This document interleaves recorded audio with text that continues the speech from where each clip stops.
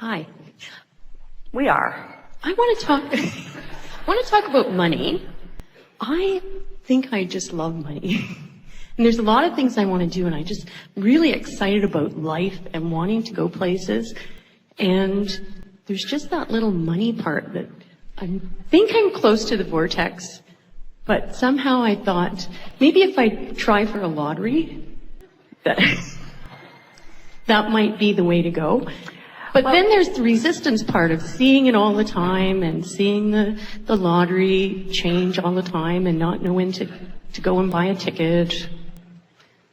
Well, you're making it more complicated than it needs to be, because all day, every day, you put your requests into your vortex. Mm-hmm. So the only thing that is keeping you from having the money that you've requested is your awareness that it isn't there yet.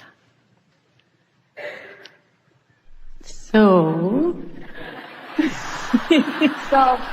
you have to find a way of distracting yourself from what isn't working. In other words, you have to find a way of distracting yourself from your awareness that the money isn't there. In other words, you can't vibrate on the not enough money into the stick and the enough money into the stick at the same time. In other words, so do you realize that you have, through life, you have put many requests into your vortex? Do you realize that?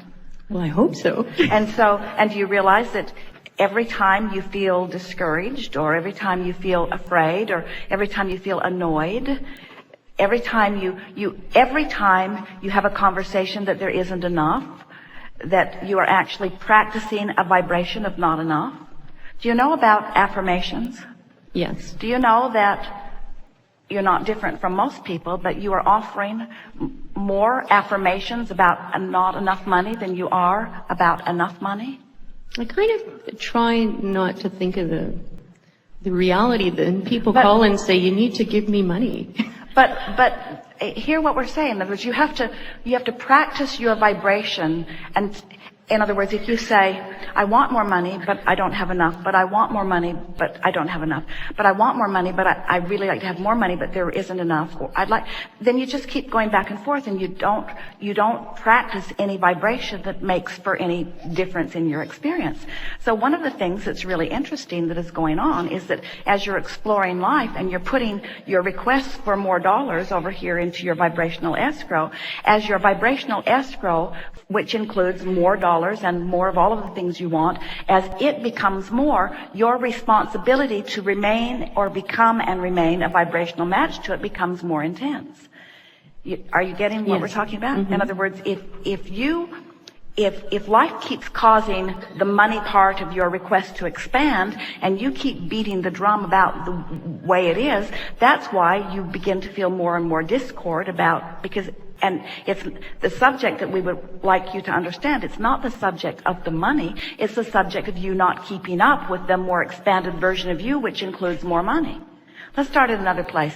Do you understand? Is everything all right with you? Do you understand that what you're creating is you? Yes. Do you understand that? So you're creating a more prosperous you. You're not creating money. You're creating a more prosperous you. You're creating a more abundant you. You're creating a you with greater ease. You're creating a you with greater opportunity. You're creating a you with more opportunity for more fun. It's you. You are the expander of you. You are the creator of you see. So when we say that this vibrational reality exists, it is a reality that exists, and it's not just a reality that exists, it's a vivid reality that exists. It's the larger part of you that exists in it, and you really owe it to you to keep up with it. But then humans say, no, I need to look at my reality as far as it is manifested. And we say, that's past tense as far as we are concerned. If you can just accept that this vibrational reality is what is present tense. And in this powerful now, if you don't keep up with the present tense of your now reality, if you're looking at and people say, but no, this is really recent, Abraham. I just checked my bank account just now. And we say, when you're talking about what's manifested, it's really past tense. Present tense is what's over here. And that's what you want to turn your undivided attention toward. So as you turn your undivided attention toward it, then what you begin doing, you begin affirming. Now this is so important. You begin affirming what's in your vibrational reality, which is the leading edge, most present tense that there is. That's who you really are. That other stuff, that's old news. So once you get into your vortex, something like, there are many, many different things. Money and the law of attraction cards. Now these were put together as affirmations. So, and a lot of people will sit outside the vortex and look at those cards as a means to try to get into the vortex. It's not the way we would use them at all. We'd get in the vortex and then we'd look at the cards. We'd get in the vortex and then we would look at the cards. We would practice the vibration of being in the vortex once you're in the vortex. You see what we're getting at? Mm-hmm. If you're not in the vortex and you're upset that you're not in the vortex, does it make you go in the vortex? If you beat up on yourself for not being in the vortex, does it help you get in the vortex? If somebody says you're not in the vortex, does that help? I told you should be in the vortex. Does that help? No, you just have to find a way. And so you see a rainbow, you're in the vortex. Your cat rubs on your legs, you're in the vortex. A baby smiles at you or burps on you. Well, maybe not that, but you're in the vortex. So now you're in the vortex. Now when you realize that you're in the vortex, now do something about practicing the vibration. Why am I in the vortex? What is it about this moment in time? Jerry and Esther are doing this all the time. What is it about this moment in time that feels so good? What is it? Is it the conversation we were having? Is it the thoughts that we were having? Is it something that we're observing? What is it about this moment that feels so good? Milk it. Stay there. Define it. Hold yourself in the vibrational pattern of it. Repeat. Read the affirmations from inside the vortex. Take your favorite music into the vortex. In other words, practice the vibration of being in the vortex. And then when the bill comes or the concern comes or I can't do that feeling comes and you realize that the vortex has spit you out for a moment, now it's much easier for you to get back into the vortex. It's just everything is vibrational, and everything that is vibrational is mental, and everything that is mental is thought, and everything that is thought is energy, and everything that is energy is thought, and everything that's energy is words, and everything that is words is thought, and everything that's thought is vibration. In other words, it doesn't matter what way you use to define it. You are vibrational beings, and you just have to practice the feeling of prosperity. So you imagine going somewhere just because you want to on a whim, and you imagine being there and exploring it and getting to do whatever you want. You find the feeling place of it. When you find the emotion of it, you have nailed the vibration of it. So you just get there and practice it and get there and practice it. So then, let's say you've been there. You've been, some say, fantasizing. Well, what is fantasizing? By fantasizing or imagining, what we mean by that is focusing upon the now reality of the vibrational vortex of creation. In other words, you're focusing upon the leading edge of thought. Yes, it may not have manifested, but everything that you see that is manifested is first a vibration, and it's a vibrational pattern that is strong enough that it begins then to bring to it all of the necessary components, you see.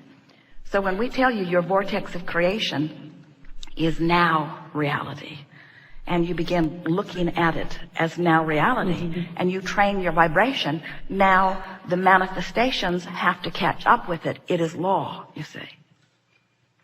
So whatever you're living is always an indication of vibration. Whatever you're living. So I must have the money in your bank, the way your body looks and feels, everything that you're living is an indication of vibration. So money is a vibration? Say again? Would money does it have a vibration? Everything has vibration. There is nothing that does not have vibration. But do you really want piles of money? It's quite a lot of trouble. What I want to be able to do is just do what I want. Then why are we talking about money? To get to places. But what we're getting at, so do you believe that, so let's say you haven't been able to travel and you really want to. Do you believe that travel is in your vortex of creation? Oh, it is. I love travel. So what we want to know is, why do we have to talk about money? Why can't we just talk about travel? I could be ready to go in half an hour. But, I'm ready. You know, packed and ready to go because But the thing it's that- so much fun but the that thing I that- just love that fun and I want to keep doing that fun thing. The thing that we want you to hear from us is that when you take a subject like money, that without meaning to, you've practiced quite a bit of lackful vibration. So then when you say, okay, I'm going to bring a subject that I have practiced a lot of lackful vibration about, and I'm going to clean up my vibration about it. And we say, why? And you say, because I need money to have travel. And we say, no, you don't. You just need to not have a resistance that keeps you from the travel that you want. And money is taking you to resistance. But the subject of money is almost a sure path to activating resistance. Have you ever been in a department store? Esther remembers it vividly. Found the most beautiful blouse she had ever seen. And when she saw the price tag, she said a very bad word. You would have edited it from the tape. She was angry that they would deprive her of this blouse by putting that kind of a price tag on it. And so her belief that she needed the money for the blouse was a much more resistant path than if she could have just found a way to appreciate the fabric and appreciate the blouse and appreciate the people who made it and appreciate the people who distributed it and appreciate the person who had the idea of it and appreciate the store that put it there where she could see it and appreciate the idea that she could wear it. In other words, you make it harder for yourselves when you think you have to figure out how and where and when and who. If you could just take the vibrational reality at its fullness, if you could just, that's why we just want to get you in the vortex where you'll have full view of everything that you've put there, you see. So it's an interesting thing. You could have 10 subjects in your life, 9 of them that are pretty worrisome and 1 that's really positive. And you could focus upon the one that's positive and use it as your reason to be in the vortex, and the other 9 would solve themselves because all of those problems put requests for all of those solutions. We're not kidding you. Do you understand law of attraction? Do you understand the cooperative component that law of attraction is always gathering? Do you, first of all, do you accept that you are vibrational beings? Yes. Do you accept that your emotion is your indicator of your relationship with your vortex? So can you see how worry or concern or discomfort about anything is an indication that you're not in the vortex? So there's no subject to have other than how I can get into the vortex. We could write thousands of books. There are millions of people that are reading so much information about how to do things differently. And we say, get in the vortex and then act. Get in the vortex and then think. Get in the vortex and then speak. Get in the vortex, get in the vortex, get in the vortex. Yeah, now I know.